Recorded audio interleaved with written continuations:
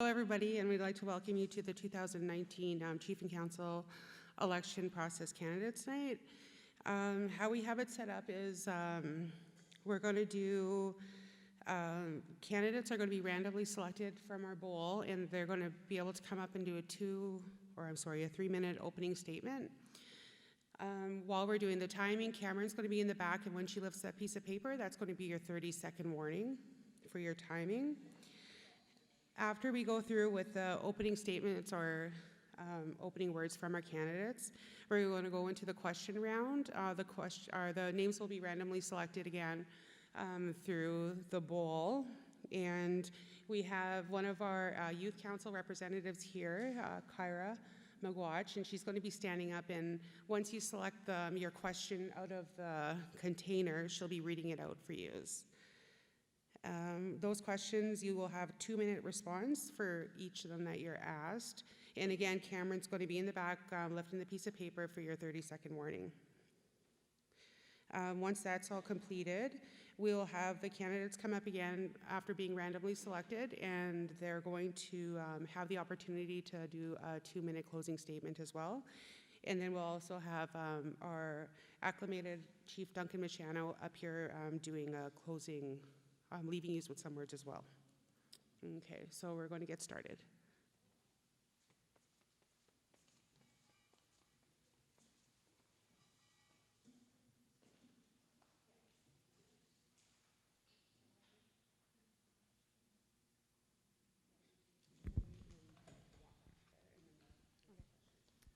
Leah.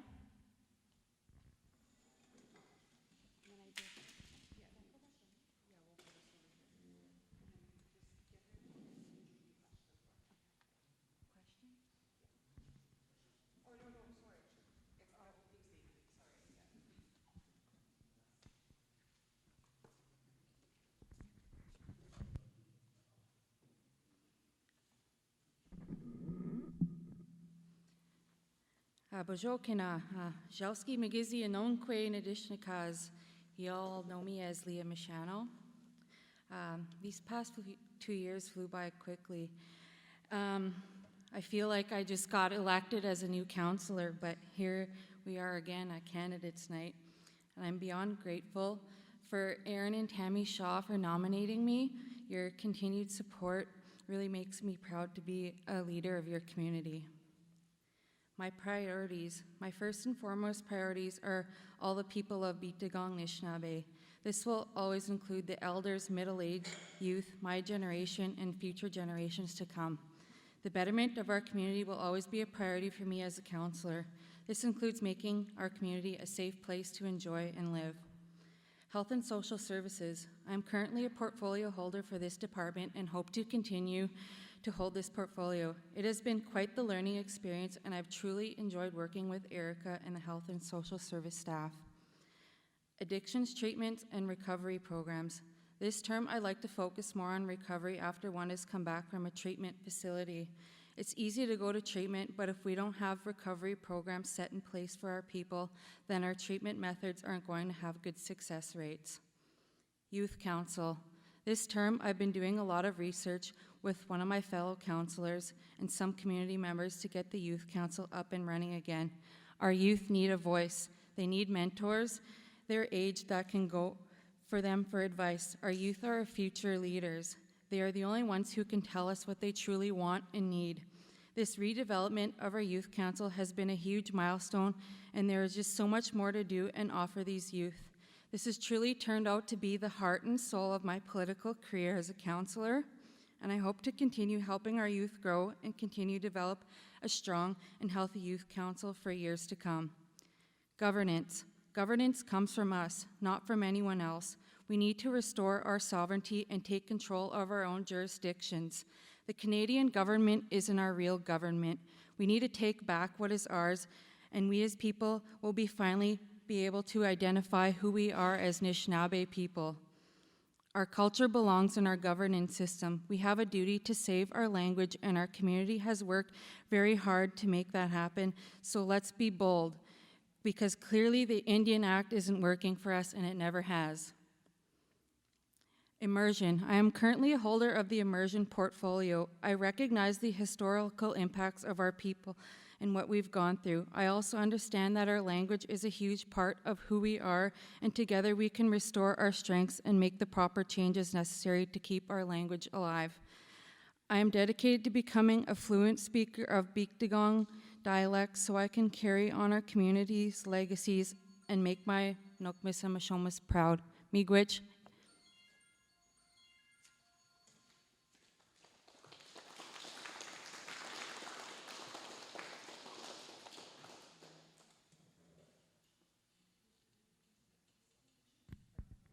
Art? Arthur?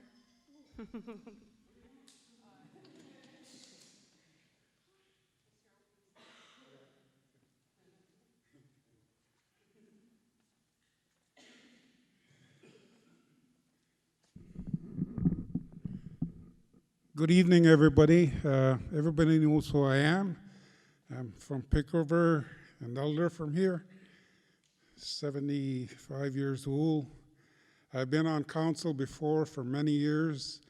I think I skipped out last term, but I thought I'd say I'd like to take another shot at it because I see places where we're lacking in things we're doing in the council, like especially the foreign governments coming over and telling us what to do with our own source revenues and things like that. We got to get our laws going in order. We have to get a constitution. We are in a position to do that now. All we have to do is develop a constitution and work on making our laws with that, and then we'll become self-governing and do the things we want to do in our community, and not somebody coming down and saying, this is what you should do, this is what we want you to do. And I think that's a first step in self-governance, and we have to have that. Where we come from is, this is our own traditional lands, and so we've been here before, that's where we're from. We're the owners of this land, so I think we should act like we own it and start practicing our ways of running it. And also, I'd like to say that government has to be, they're always coming down trying to cut programs that are developed for Native people in Canada. We have to watch for that. We have to always shake them up and tell them not to do it. If we don't do that, they'll just keep pushing us away from being who we are, supposed to be Nishnaabeg. They want us to be Jagnashi and do the things the way they want things to be done. And I think that pretty well covers what I'm going to have to say tonight. I'm looking forward for the votes from you people. I need your backing. We need some knowledge in there from the elders. So I think I'm probably the only elder that's going to be running in council. So your backing I would greatly appreciate. Keep those young fellas in line. Thank you.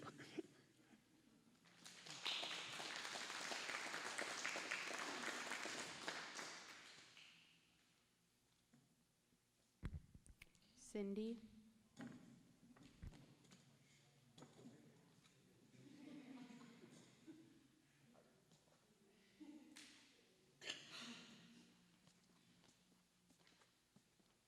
Al bojo kinawea, niman known the Gwe Dijnakas, Biigtigong Nishnaabeg.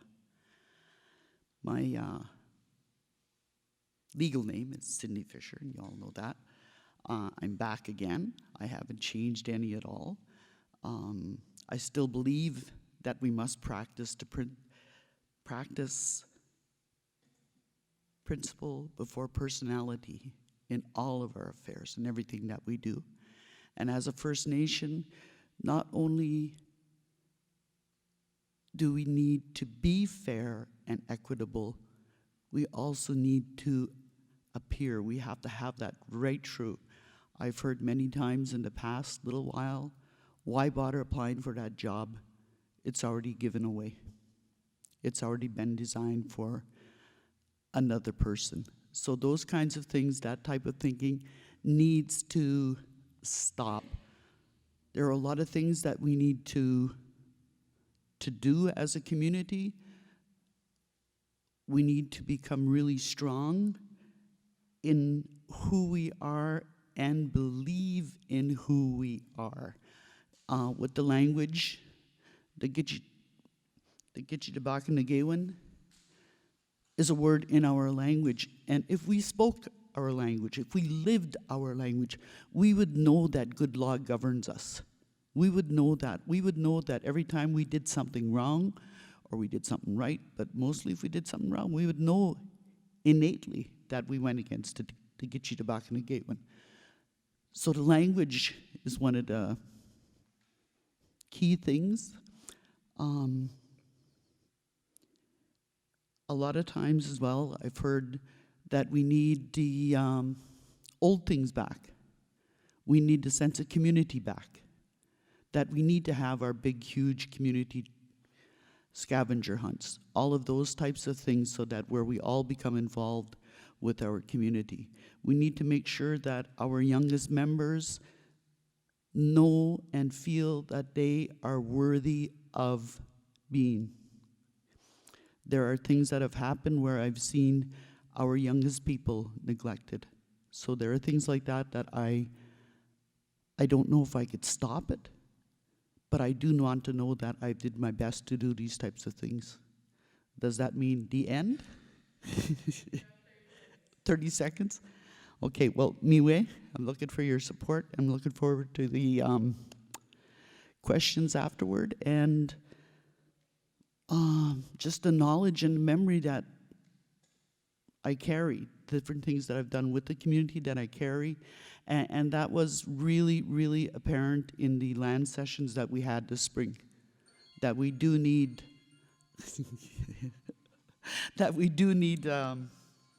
input like that. We do need to have actual memory, and I really believe that that's how our oral traditions and those types of things that were there before will serve us again. Miigwech.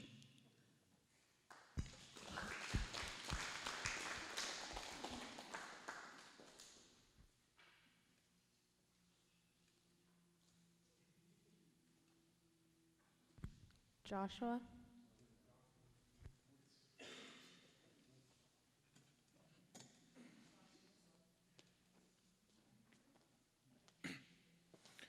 Bonjour, Biigtigong. Kiwednang kinamagan dishnakas, makuan dodam, Biigtigong Nishnaabeg and Dochaba. Nin Nishnaabeg nene. Good evening, Biigtigong Pick River. I come here asking for support again for our second term. I was on this last table as the youngest voice at the table. I see issues in our governance that needs to be acknowledged, needs to be questioned. And I feel that I'm often one of the minority voices questioning our senior leadership. I'm echoing something that is being said through the community, that we are regressing. There's opportunity in this community that is not being evenly distributed amongst our people. We know this is happening. We see this. This was happening when I was a young boy, and it's still happening as an adult. So what is going on?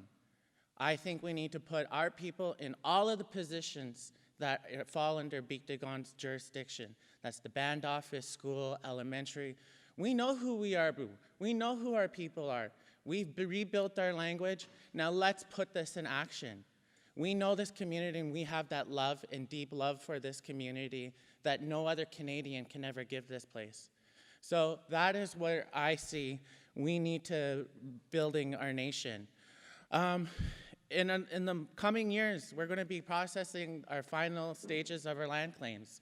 This is going to be called a watershed moment. I'm a student of history, and what this means, a lot of things are happening at once that are going to be beneficial to the people whom they are happening for. So we have to have a plan ready in place for when those decisions and things start coming through. When I was a boy, there was just Pick River Road, Beaver Crescent, and Rabbit Drive.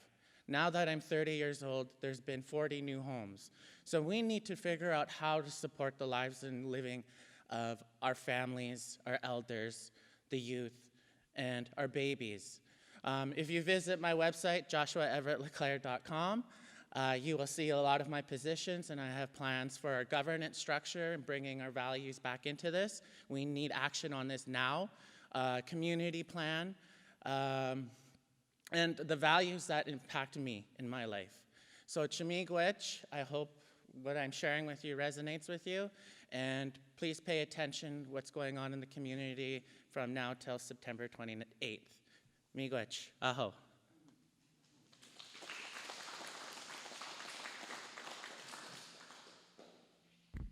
David?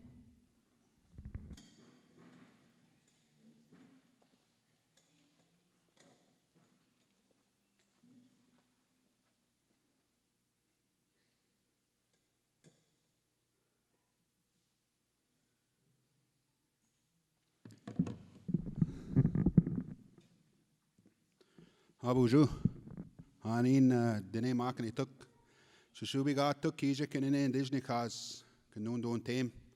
I'm going to get you Tanin, Biigtigong don't jiba. I want to first of all acknowledge the people of Biigtigong for the past support that they have given me in this capacity. You know, I also want to congratulate Chief Dunk Mashano for another successful term, you know, and his acclamation for another term coming up. I want to acknowledge our junior chief and council, you know, in the room here. You know, it's very important that our young people watch and learn, you know, in how to do business for the community. I always remember when I first, my first term, and when I first started to get involved in the political arena, I was in Washington at the time after I got in. I went for a trip to go and help out with some work with my father. And I met a chief from out west. You know, his name was Chief Darrell Bob. And I told him, I'm just getting involved in the politics. Do you have any advice for me? And what he told me, he says, you know, speak from your heart and you'll be okay. That was his advice. And I've always tried to do that in everything that we've done, you know, with regards to council and to the people of Biigtigong. You know, I've always tried to speak from my heart. And if there were things that I didn't know or didn't understand, you know, I would say so, you know, because I believe that Pick River, you know, is a very beautiful place, and that we are very advanced in some areas. You know, this is a beautiful community. And I want to thank and acknowledge our past leaders for that. You know, the people that have served, you know, years ago. We are here today because of them and their dreams and their vision, you know, and the work that they did. We are here. We're not perfect. You know, we have our challenges and we have our problems. But I think that as long as we are able to work together, you know, and come together to face these challenges the best way that we know how, you know, we will achieve greatness as a people. I got 30 seconds, so, you know, I could be up here and speak for half an hour if you let me. You know, but, you know, again, I want to acknowledge the people that have nominated me and asked me to go another term. You know, I'm continuing to learn. You know, it's a learning process, and I do agree with Art, you know, that our elders have so much knowledge and they have so much to offer, and we have to rely on that. So again, you know, I'll conclude with my concluding statement. I have 2 minutes left there, so miigwech.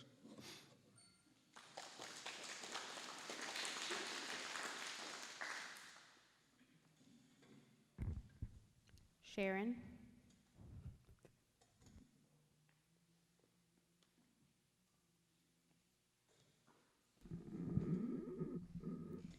Good evening. Just like the lottery, I never get picked, never win anything.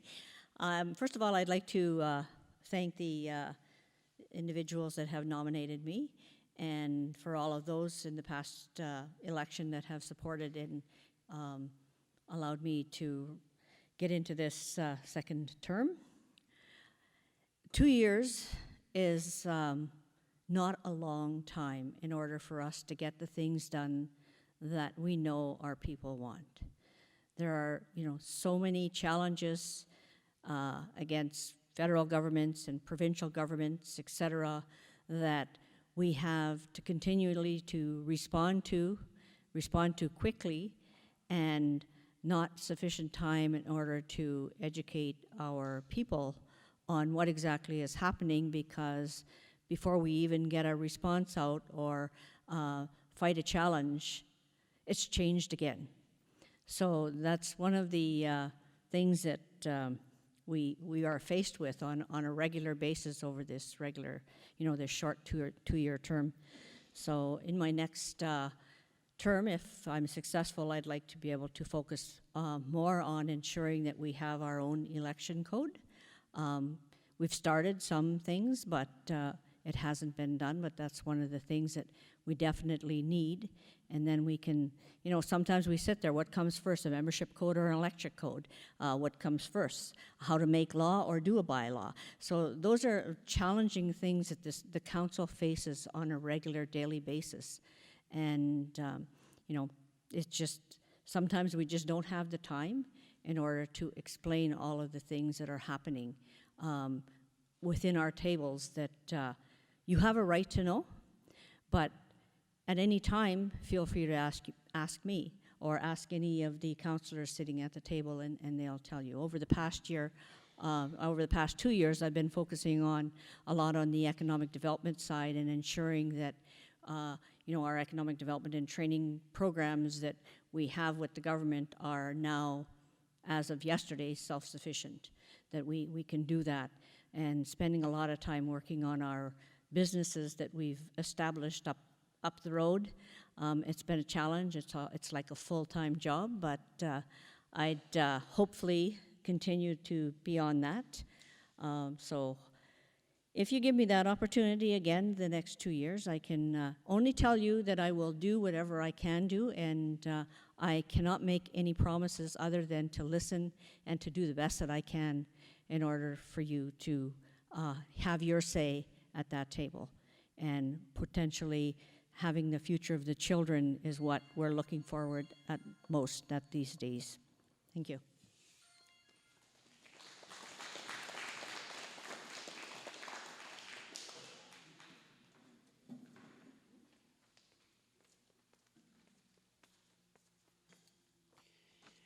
I just wanted to, I had a few of the nominated council send in their regrets for being unable to attend this evening. And that was Simon Desmond, Tony Hansen, Timothy Michano, Garland Moses, and Stan Nabigan. And they're on the road for, as they had plans already pre-booked for this time.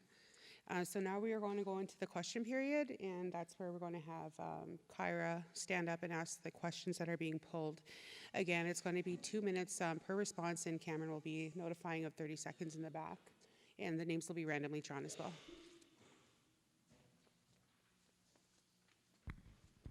Leah.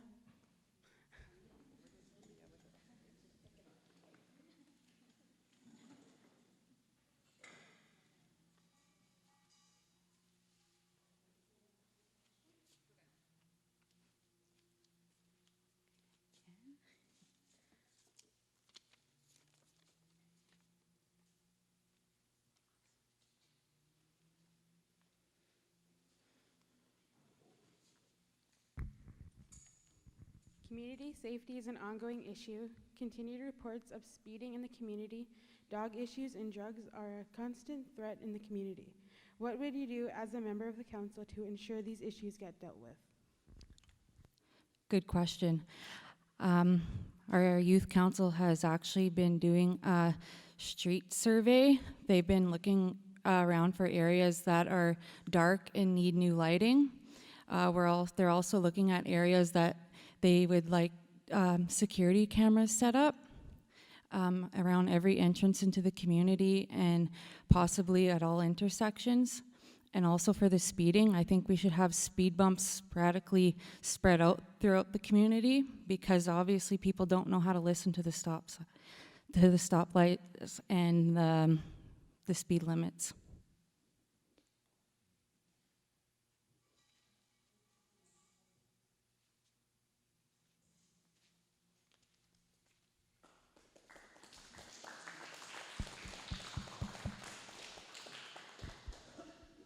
Duncan.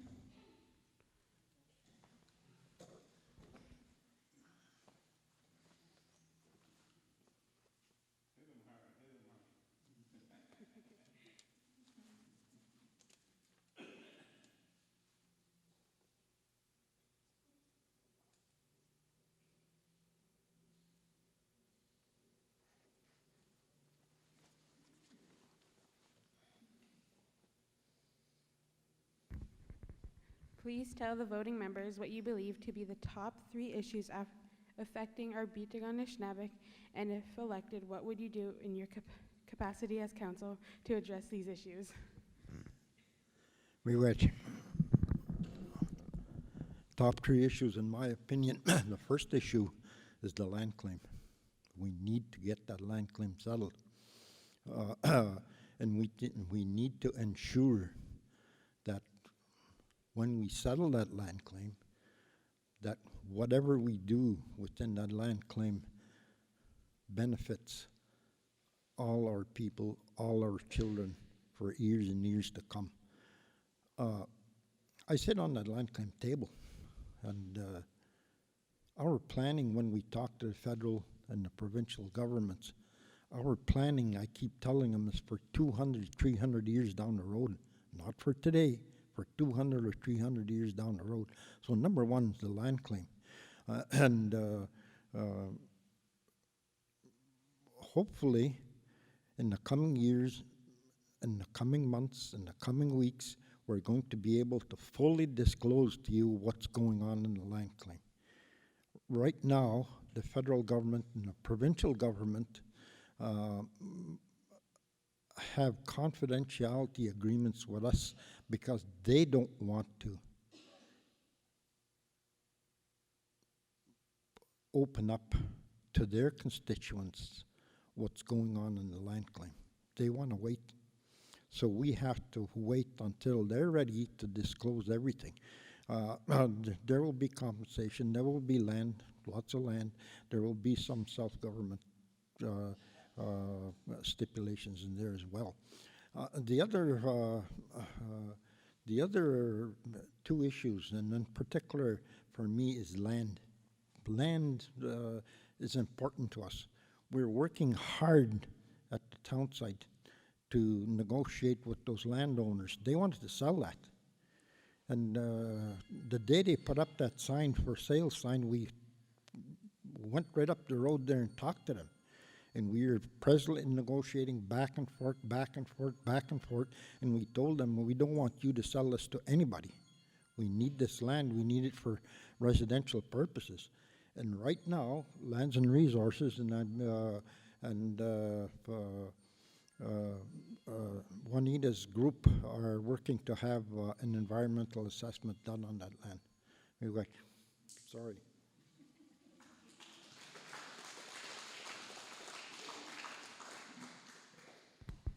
Joshua?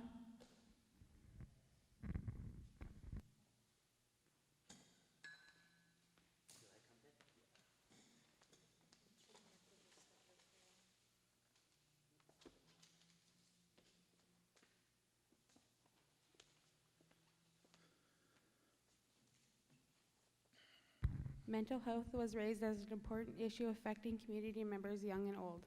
What strategies would you like to see done in the community to support our health and social service teams to address these issues? Very important issue that needs to be talked about. Like you, like your families, you probably know someone who is living with mental health issues. I faced depression in my life, and that is largely related to the death of my father and brother. This trauma is not unique to me. We all have our own traumas.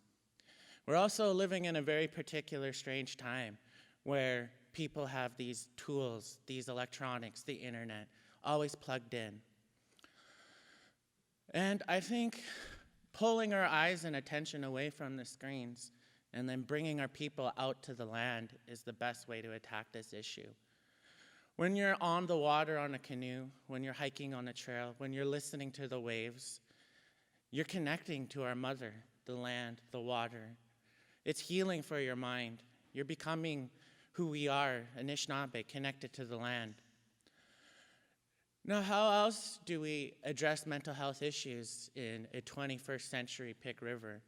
Well, I'm an advocate for Western medicine, so I do support medicines and medications for these types of issues. It helps us level our brain chemistry, because that's what it comes down to often. But sometimes we need help in doing these things, including taking care of our brain and our mental well-being. which is, interestingly enough, a piece of the medicine wheel. So we need to deal with this issue by, I believe, maybe tackling all four corners of the medicine wheel in individuals' health. Miigwech.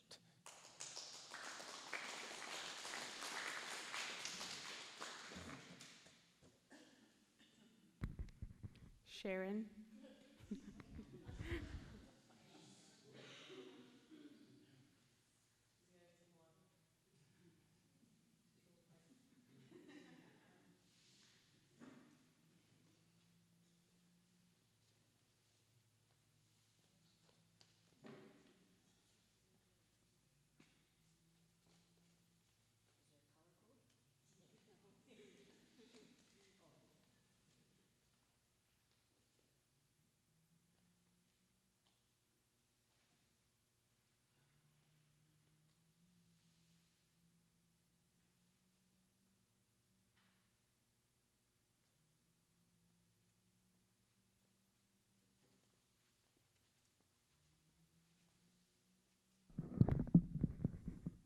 Social media is a significant communication tool with positive and negative returns. What is your opinion on the use of social media by departments? And what is your opinion of the social media on a political level versus a personal level? Oh, that's a good question. But yes, I think it is a good tool in order to be used, so long as it is used appropriately. I do not have a problem with the department setting up social media, web pages, Facebook pages, so long as it is related to their work and not in a conflicting way with their peers or other departments or community members, etc. From a business point of view, social media can be used as a profitable business, so long, again, as it's got to be used right. From a personal point, I use social media all the time. What I don't agree with is people airing their dirty laundry on social media or, taking out whatever, taking on challenges that are not appropriate or inappropriate. You have to remember that the language that we use on there, children can read. I mean, I got a granddaughter that's in kindergarten and she can read. She can pick up, somebody's Facebook page and read it, and I want to make sure that what she's reading is very, it's educational and not detrimental to what her opinion is going to be when she grows up, because that's what she, some of the first public media that she's reading. So I think it can be used as a useful tool as long as it's monitored. And also, if it's not used appropriately, departments or section heads can and should have the authority in order to determine consequences, just like you would determine consequences at home if an individual, one of your children, were using it and going on the internet to, look at porn or whatever it is, and if a department is using it inappropriately, they should also be reprimanded accordingly.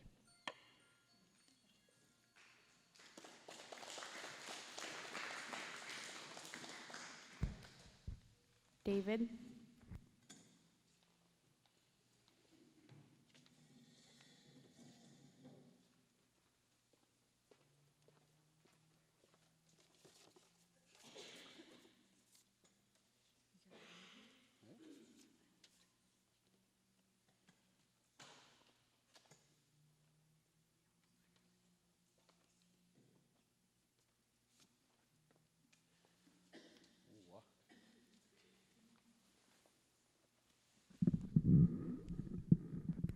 Hypothetically speaking, if Biigtigong had an open investment of a significant amount of money, as a member of council, where would you recommend that the money be invested? Please explain why.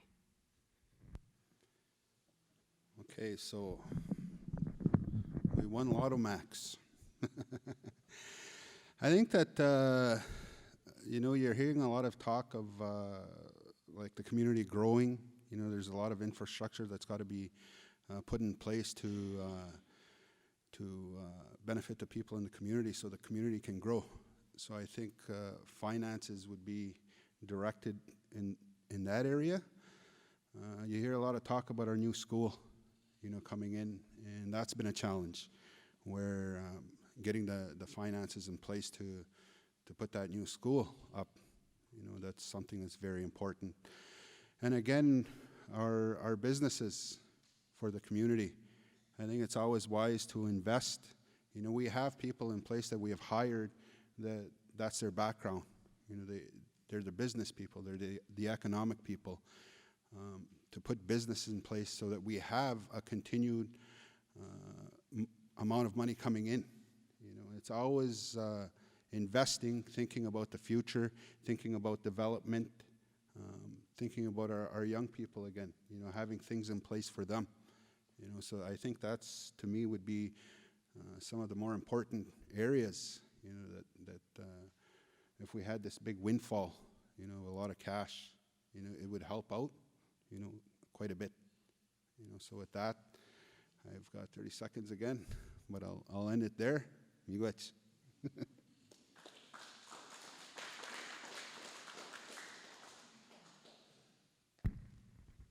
Arthur?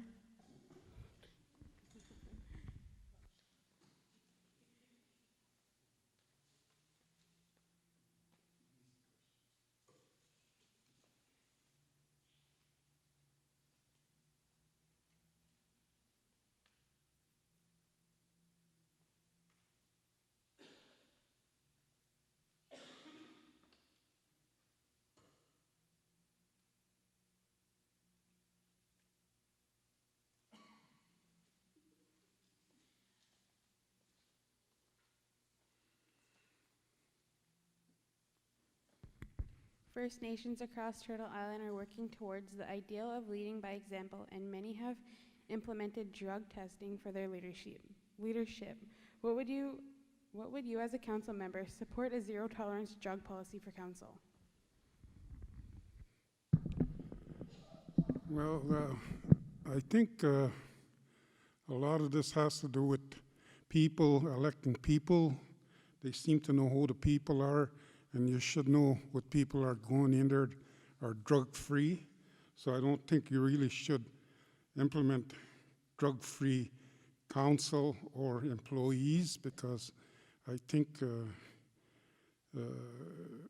it's against the law, and I don't think it's good health for anybody. And if I did see something coming along that line that's getting worse, and I see drugs a problem with the council and all that, I sure as hell definitely would try and implement some kind of a drug-free policy with the council and also with the employees, that it would be drug-free operation in Pick River. And it's important that we are drug-free, alcohol-free also, if it's possible. I mean, some of this, it's a big problem all over the world, drug and alcohol abuse, and it's a big step we have to take to try and control that in our community. We take steps to prevent it, educate our children, the abuse it does to them with that. If you use alcohol and drugs, educate them, tell them it's no good. Make sure you get that into the children young, so when they grow up, they know what they're getting into. They can make that decision.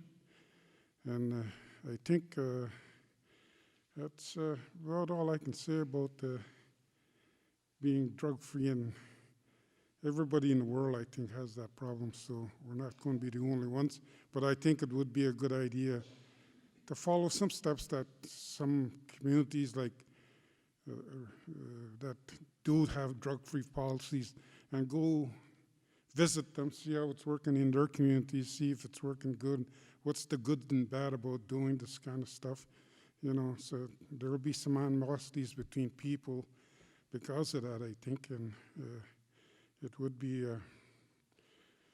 certainly something to look into, because everybody's having that problem in the whole world, drug and alcohol abuse. Miigwech.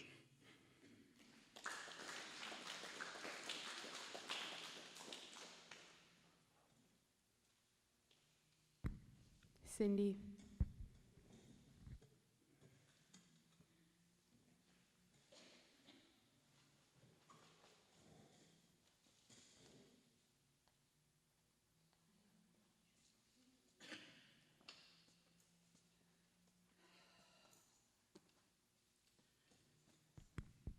where did the covers go for these holes? Okay? That's always been a big beef of mine. All we need is one chair to fall in there and we're fixed up good time for a lawsuit. We have responsibilities. Does that count as my 2 minutes? Hey. Okay, go ahead, sorry. What are your views on the overlapping territories issues, and what can Biigtigong do to build its relationship with First Nations on a regional level and national level? Okay, the first part is what I think about the overlapping. We have neighbors. We don't have to trust, but we have to be willing to trust what our neighbors are saying. We have relationships with them. That our overlapping territory, if I had my way, I would go out there and I would blaze a boundary that would clearly mark out our area, that this is our territory, and you would even see it from the sky. You fly over, you would know damn well that's Biigtigong territory. You're out hunting, you cross that line, you know you've crossed it, that belongs to us. But if we had overlapping, there would be two boundaries. No, but I really believe that true talking to, and I understand, and in listening to some of the presentations that were made at the land claim meetings that we just recently had, that some of the stuff that was being said by one of our neighbors just didn't seem true. It didn't seem to ring true to Art and I when we were talking about it. So those kinds of things need to be addressed in an open way. We have to come out and we have to say, why did you say this? So those kinds of things will become a bigger issue as we get closer to the settling of the land claim. But the biggest thing that has to happen is we have to know that this is our land. Do not touch it. Okay, what was my second part? Time.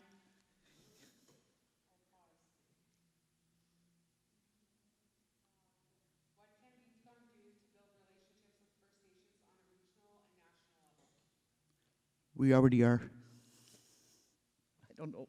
We're doing it already, so there's a lot of things that we are doing. There's a lot of things that I know we're seeing as leaders in the area. And but the biggest thing is to stand strong in who we are as Biigtigong. You know, that's the biggest thing we need to do. Always remember, strong person, strong family, strong families, strong community, strong nation. All the time. If we want to be a strong nation, let's start with doing the individual things. Miigwech.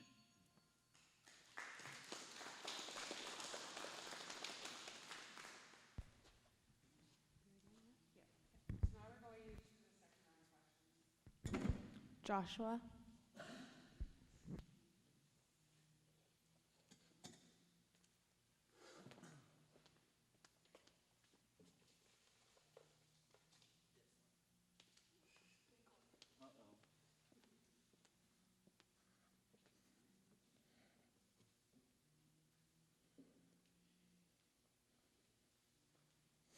What's this word?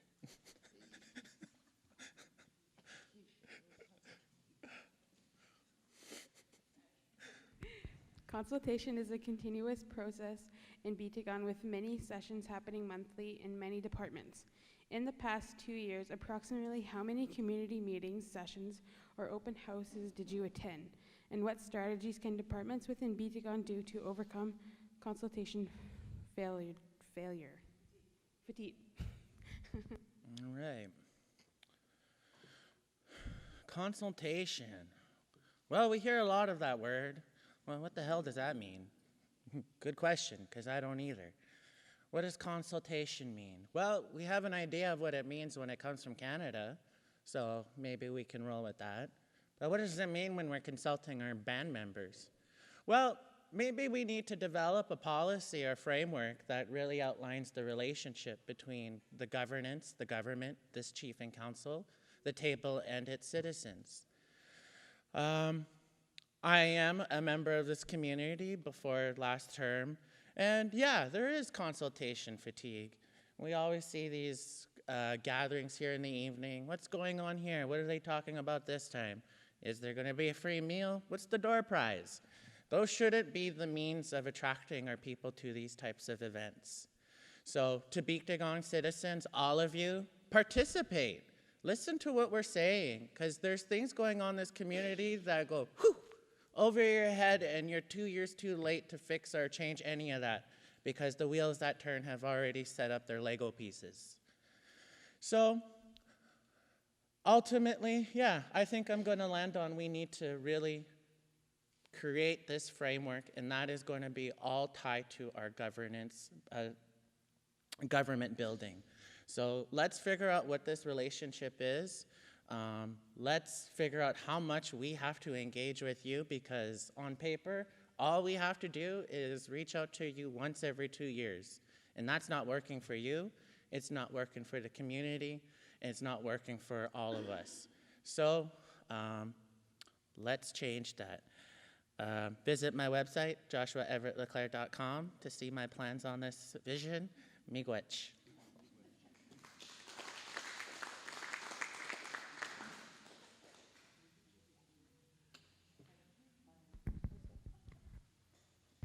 Cindy?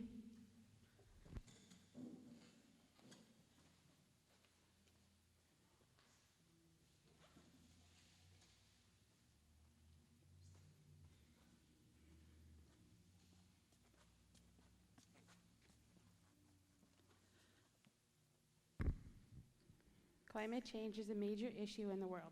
What strategies can Biigtigong implement to lessen our environmental footprint and impact for future generations?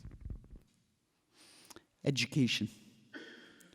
The first thing we need to know, and the first thing we need to begin to learn about and start thinking about it, is to look at it at the source. Where do we start? Where do we start as an individual to address climate change? I always think about Gloria Harris, who used to be the executive director for the Marjorie House and Marathon, and in ceremony one time she said, "I never pray for the earth, because the earth could shake us off its back like the way a dog shakes fleas off its back, that the earth can and will begin to take care of herself." But we need to begin to look at what is our footprint, not only with the recycling, but what is our footprint, and how do we balance that out? And I remember looking one time about future careers and the carbon trading that needs to happen. What can we be doing to offset the carbon right now? You know, what are the different things that we can look at right now in our own community, on our own traditional territory? Maybe we never let another tree be cut down there. How do we begin to offset that? Maybe we begin to look at industries that are on our territory. Always remembering that our territory, and I know we've gone back, but when we first started off, from the shores of Lake Nipigon to the shores of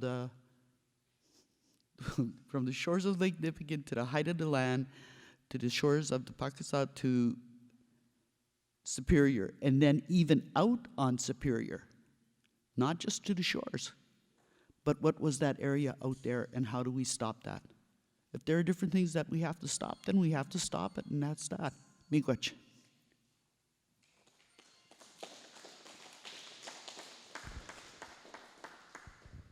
Leah?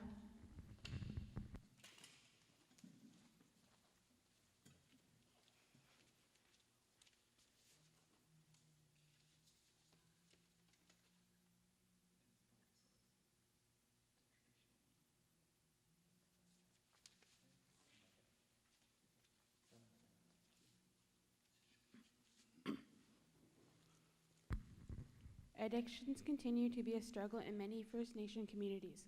What strategies would you advocate in the community to overcome addictions for our members? From firsthand experience, I've learned it through ceremony. Attend your ceremonies.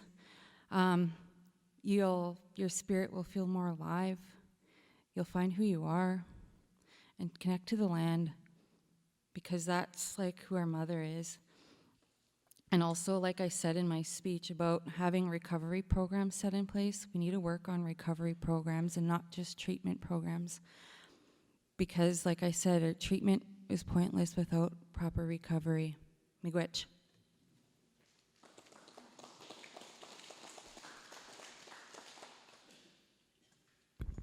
Sharon.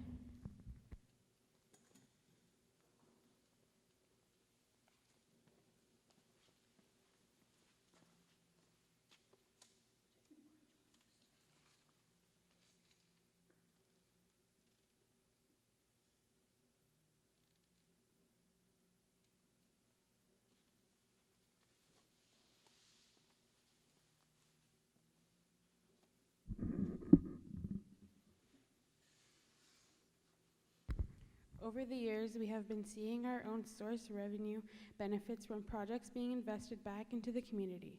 Where do you think these funds would be best served and why?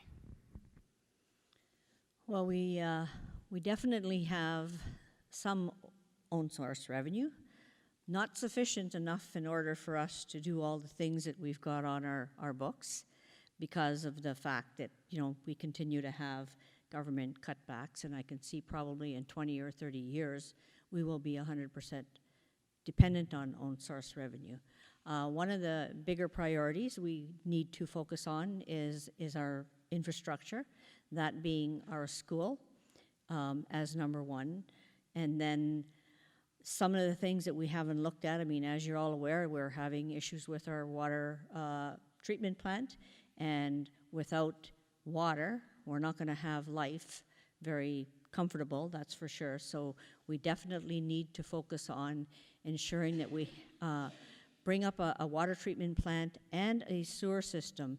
I mean, yeah, we're working on a land claim that we're going to get some land, but you have to realize that we're every one of our houses that are here are using at least a good 600 square feet for a septic field, which could be another house if you had a proper sewer system and a water treatment plant. So those are the top two priorities that I see from the infrastructure is the school and a water treatment plant, or else an alternative source of water in order to continue on for the future.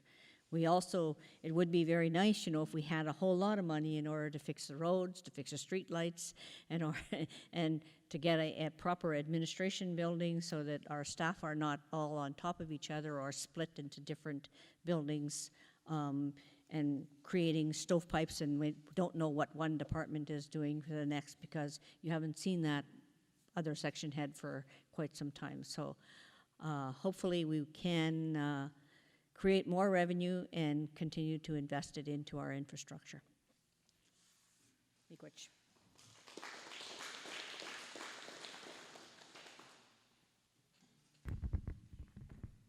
Arthur.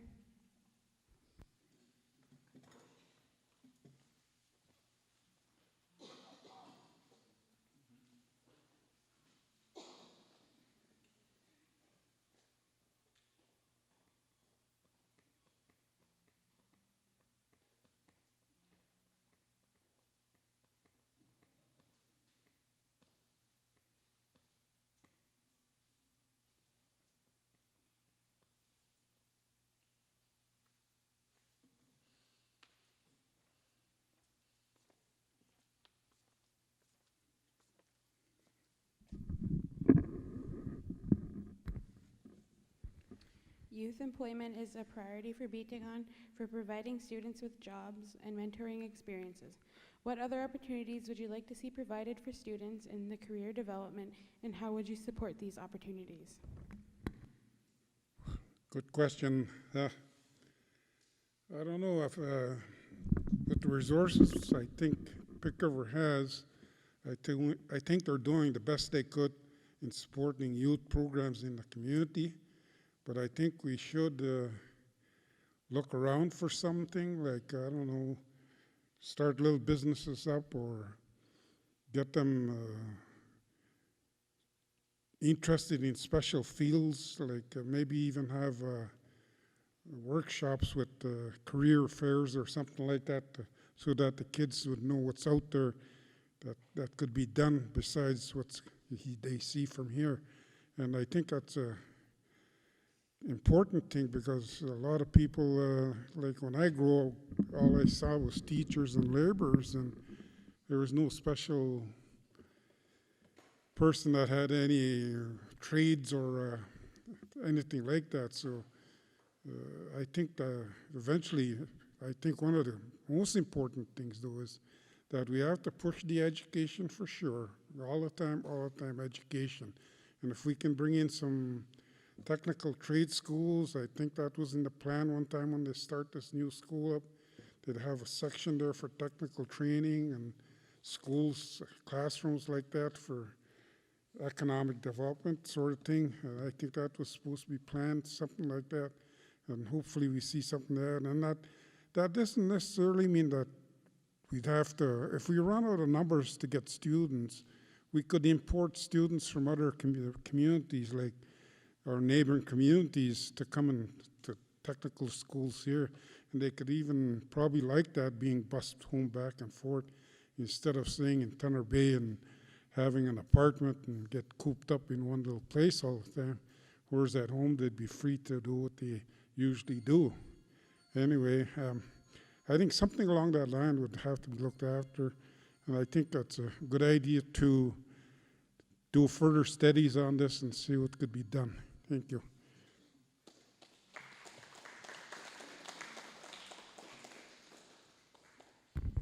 Duncan?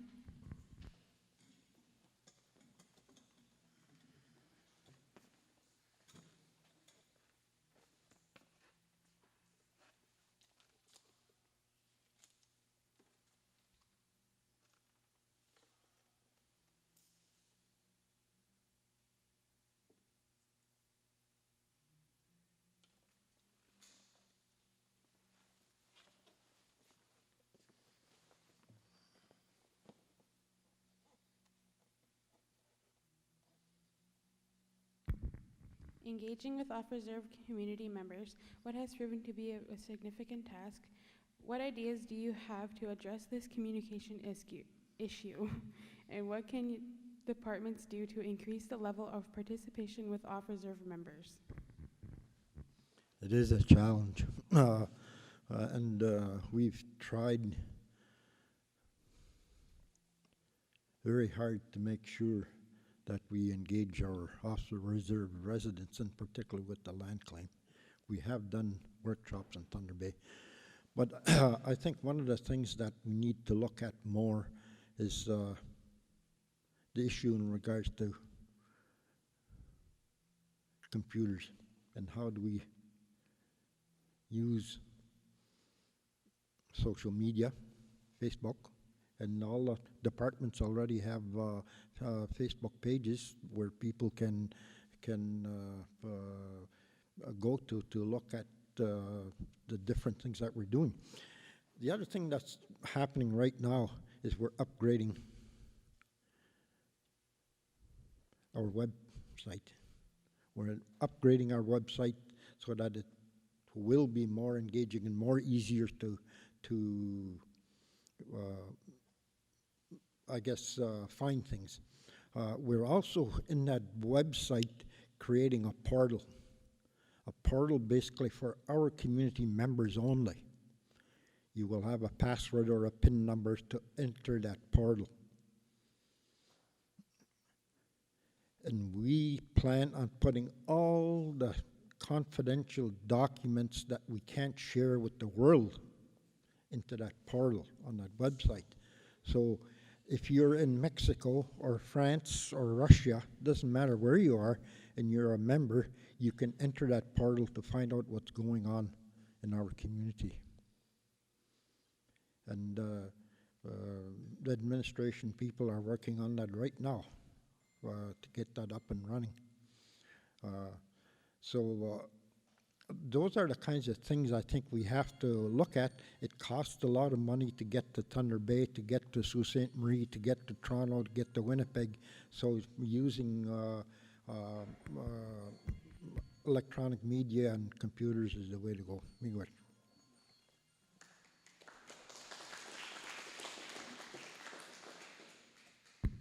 David.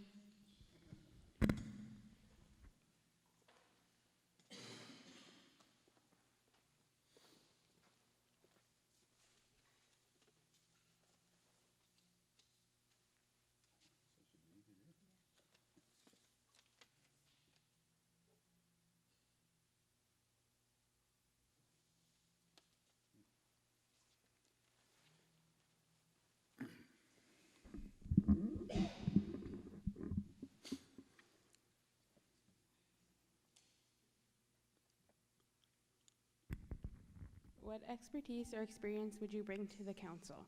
How would this expertise or experience positively impact the community? I think that I don't want to call it expertise, but maybe my background and a lot of my upbringing has to do with the culture and traditions of Indigenous people, of our people. You know, I grew up in the ceremony. I grew up with a lot of elders learning our ways of life, you know, and that's what I bring. As far as it benefiting the community, that's what I've always tried to bring, and what I have to offer is my experience and my knowledge with regards to our culture and our traditions and our ceremonies. You know, people have seen the stuff that I do in the community, you know, especially the young people, I find. You know, it's so important that our young people know and understand who they are and where they come from. You know, I believe that that's a foundation that our young people need. We need to know and understand our history, and we need to understand our language. We need to understand what does that mean to be Anishinaabe, to be Indigenous. You know, it's very important, I think, for our young people. When you look at the challenges that our young people are facing today, I've experienced it myself growing up. We need to feel a sense of pride. We need to feel a sense of belonging. You know, and where we're going to find that, we're going to find that within our culture. We're going to find that within our history. You know, and it is through our elders that we will hear those stories, that we'll learn about where we come from. You know, and I will always support those types of initiatives, you know, where learning, you know, happens in that way. You know, so with that, I will say, miigwech, miigwech.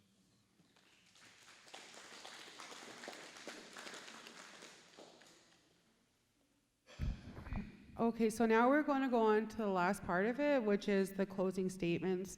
Each candidate is going to be randomly selected, and they'll have 2 minutes to do their closing statement. Cameron, again, in the back, will give the 30-second warning, and Chief Duncan Mishana will do the closing statement last.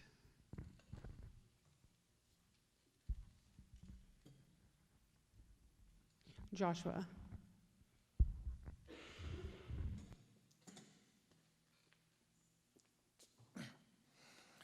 Good evening. Some final thoughts.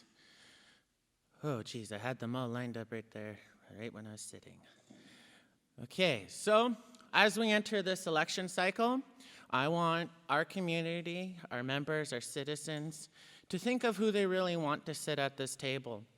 I believe we need a consolidation of our table from 12 seats to 7. 7 is a sacred number.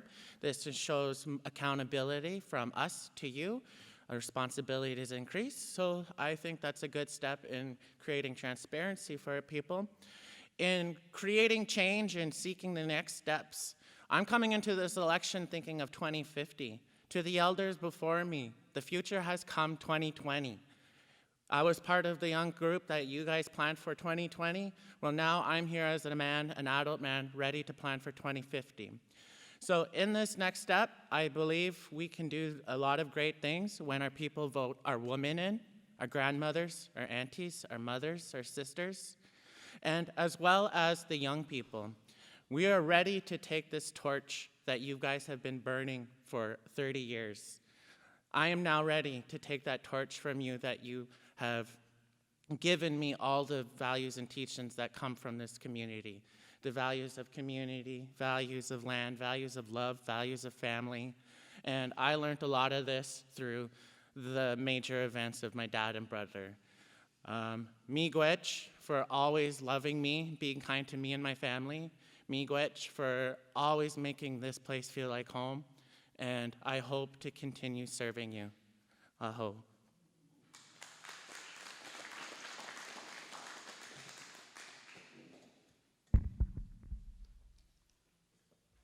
Sharon.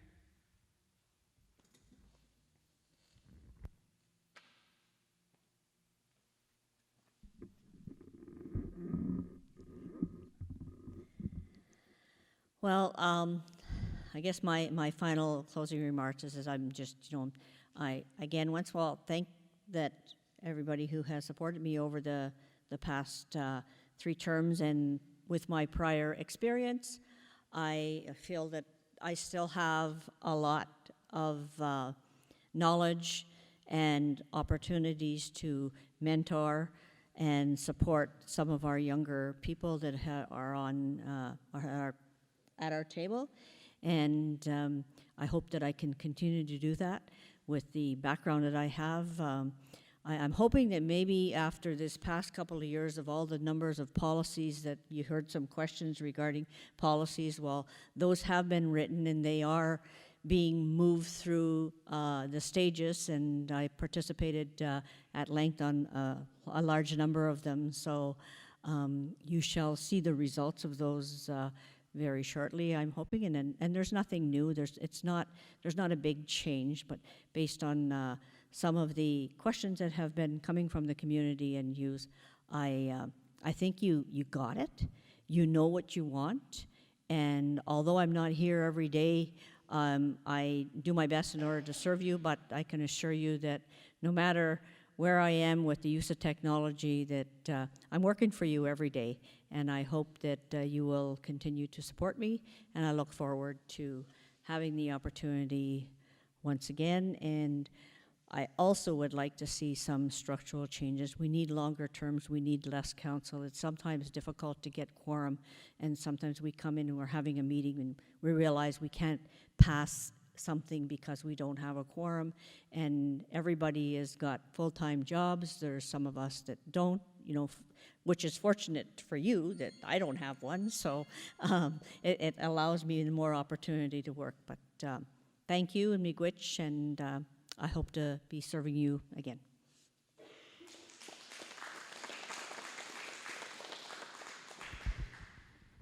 Cindy.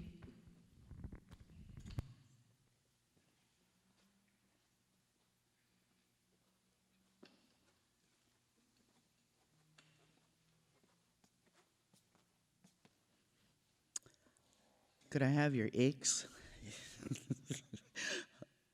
I'm asking for your support to sit on council. I really believe in the language that we use when we're talking about different things, and how we cannot put ourselves in a position through words that we use, that we have to make sure that we are in a good solid position and not in a position of surrendering or bowing down or those types of things. Not to be militant or anything like that, but those are the kinds of things that we need to be prepared to do. We need to grab the spirit of it. And one of the things that we had talked about last year in another First Nation was that if the residential school was happening now, what would you do? Okay? What would you be doing if the residential school was happening right now? Okay? And how you would fight, and how you would say, no, this is not going to happen. That's what I want you to capture. That's what I want to capture. That's what I want to lead with, so that we are providing good, solid, secure foundations for not for everyone, eh? For everyone. So it's those kinds of things, and realizing that yes, we come from a background that with the colonization, all that stuff, but nonetheless, it's time that we become responsible. What is our responsibility in this? How do we become responsible to provide good leadership, like Joshua said, for the next 7 years? What has the past 7 generations given us, and what are we going to live and what are we going to leave for the next 7 generations? You know, 7 generations is not a long time. With these eyes, I've seen 7 generations. So it's here, it's happening. We have to make sure we're solid, we're strong. We have to have transparency in our leadership. I'm prepared to call for recorded votes in any major decision that we make, so that those kinds of things are out there for the people to see. Miigwech.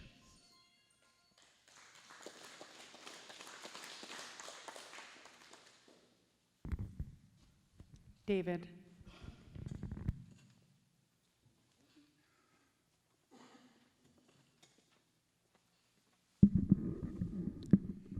You know, once again, I just want to, I want to say miigwech, thank you for the past support. You know, I think about Biigtigong and the dream and the vision that the people have, you know, and the direction that they want to see the community go in, you know, and I believe that the people putting in the hard work, you know, we will get there. You know, we will get to where we want to be as a community. We have every right to self-determination. We have every right to govern ourselves and to lead the lives that we want to. And I always remember the words of my grandfather. He would say, don't ever take a back seat to anybody. Don't ever. You know, we are the drivers, you know, in our dreams and our visions, you know, in the community here. You know, I ask again, you know, for your support, you know, in this next term. And whether or not I get in, and if I don't get in, I will continue to give back to the community, you know, in whatever way I can, because the community has given me so much, and I am so grateful for that. You know, so once again, you know, I want to wish the best of luck to everybody that's running for a seat. You know, miigwech.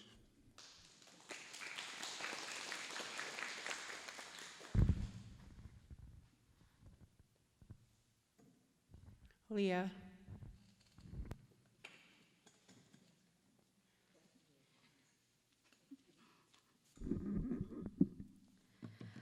So I pretty much said all that I wanted to say in my opening remarks there.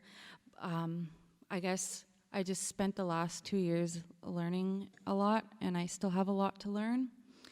2 years definitely isn't enough. I think more than one of us have said that tonight. And I'd really like to have your continued support. I just want to thank everybody who voted for me in the last term. And once again, thank you to Aaron and Tammy Shaw for nominating me and believing that I can be a leader of your community. I hope that I can have your support. Miigwech.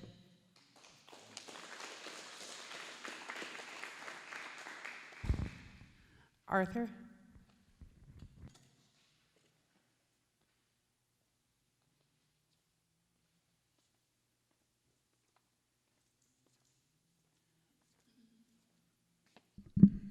Bonjour again.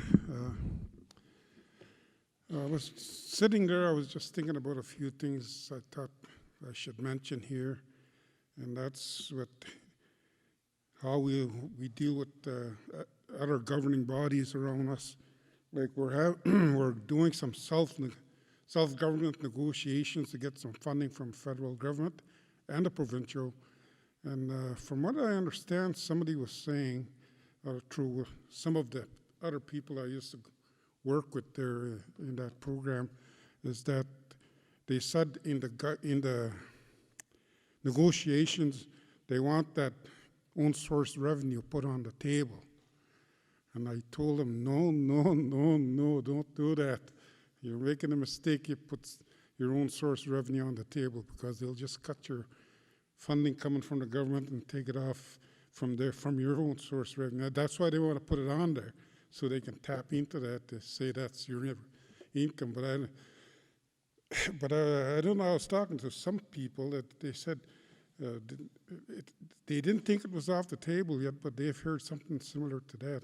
But certainly something I think we have to look at from Pick Rivers, make sure that something like this doesn't happen. And I think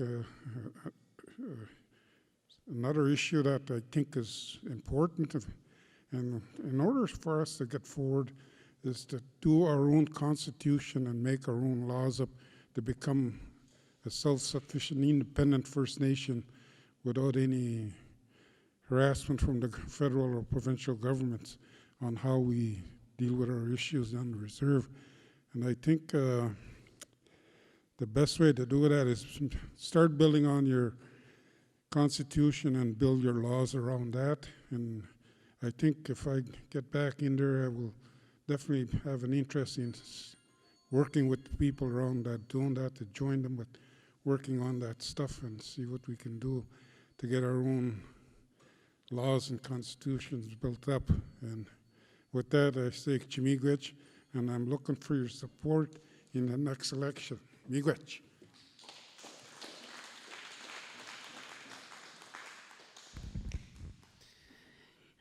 I'd also like to say miigwech to all the candidates who came out tonight. And again, it was good to hear from everybody, and best of luck in this coming election. Now I'd like to invite Chief Duncan Mishano up to do the closing remarks.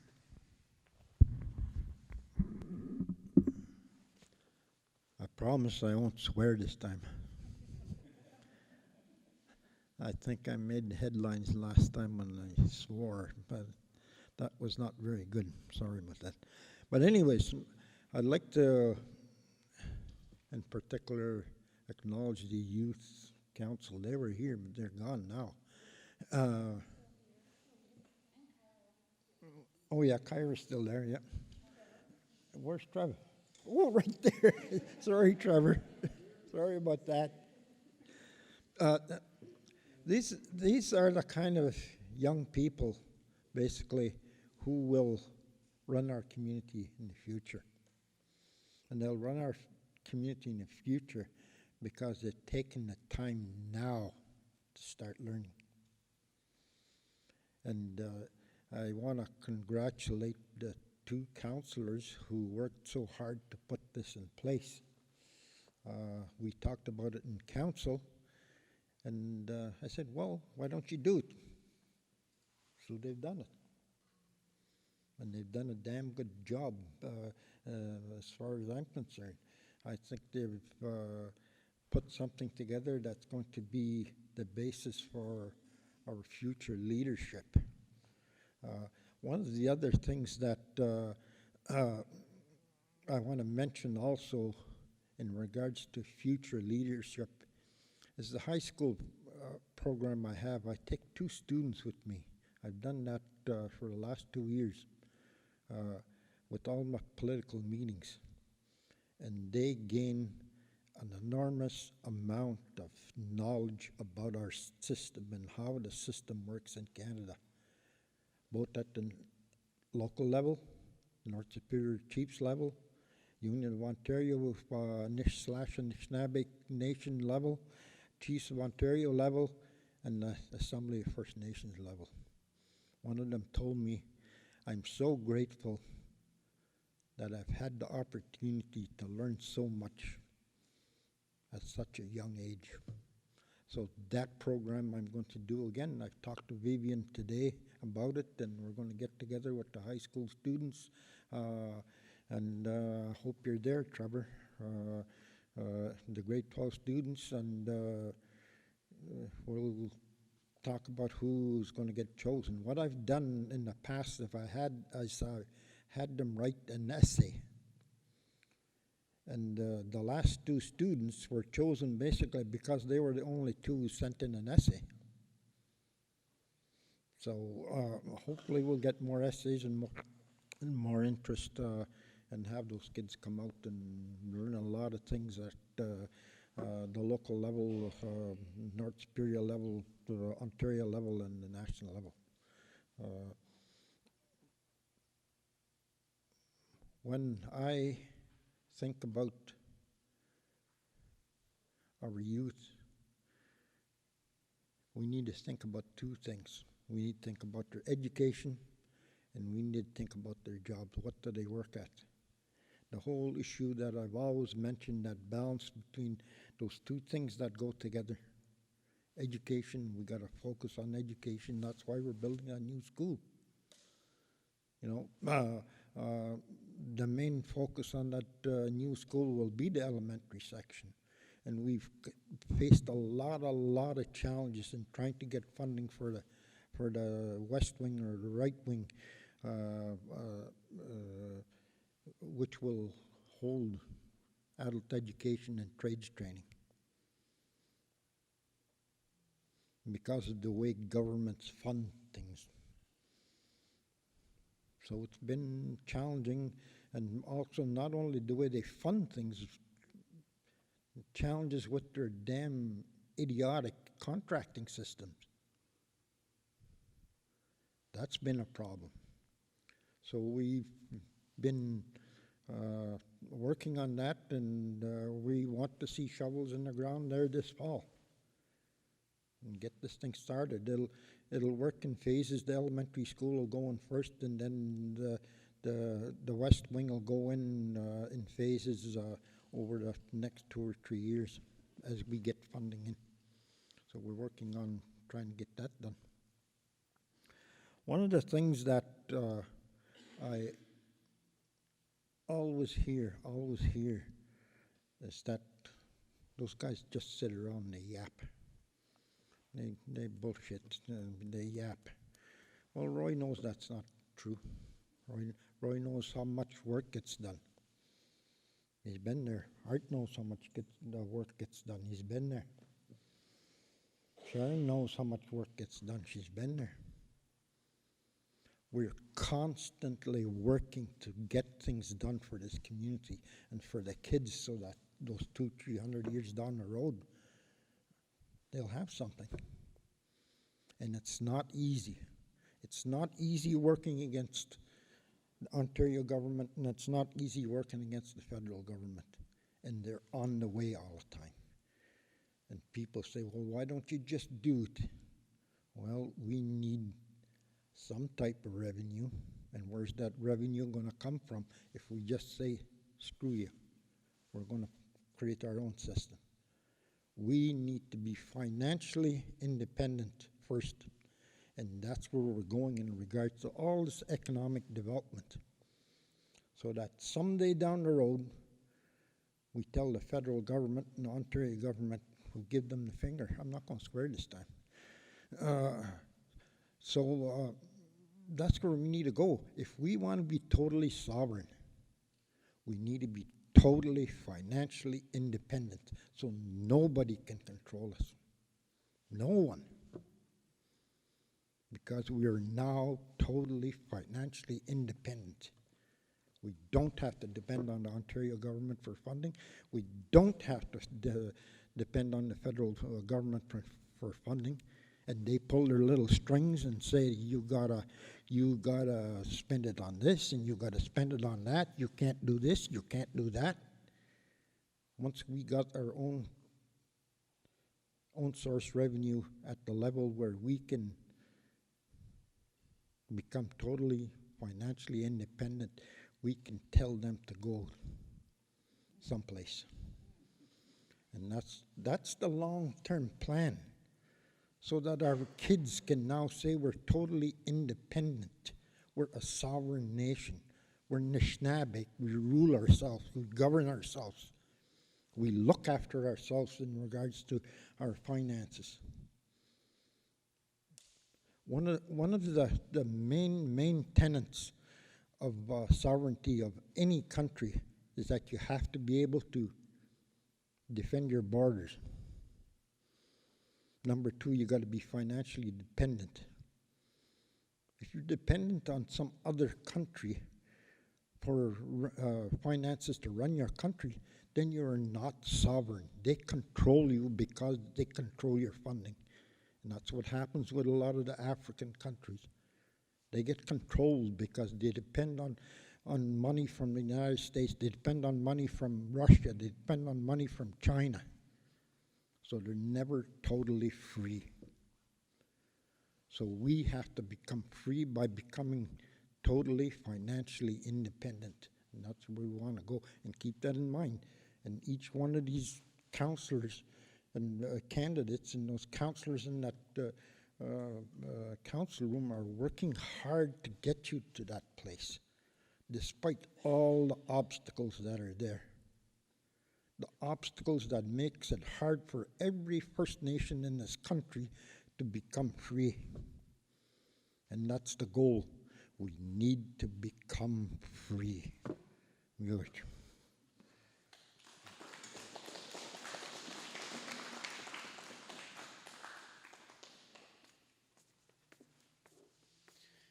Okay, and that is it for this evening. Again, I'd just like to say thank you to the councillors and to Chief Duncan for coming out this evening, and to everybody else who came out to listen to what the candidates had to share with us. I'd also like to extend my thanks to PRDC for always providing the technical support for us, my co-workers at the Sustainable Development Department who helped get the questions and everything like that together and worked on the logistics of this evening, as well as our summer students, and of course our youth council representatives, Kyra McGuatch and Trevor Starr, for assisting and asking the questions and helping with the random pull. Again, miigwech for everybody, and I hope you have a great evening, and best of luck come September 28th when election night arrives. Also, the swearing-in ceremony for the newly elected chief and council is going to occur out at Moose Camp, and the Moose Camp is going to be held the first week in October. The destination and everything has not been confirmed as of yet, but there is a meeting on Monday.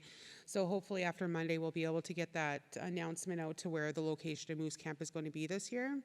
And also at the time of the swearing in for Biigtigong Nishnaabeg's chief and council, we're going to be doing a swearing in ceremony for our young youth councilors as well out there. So we hope to see you there to come out and honor the leadership in our community. Miigwech.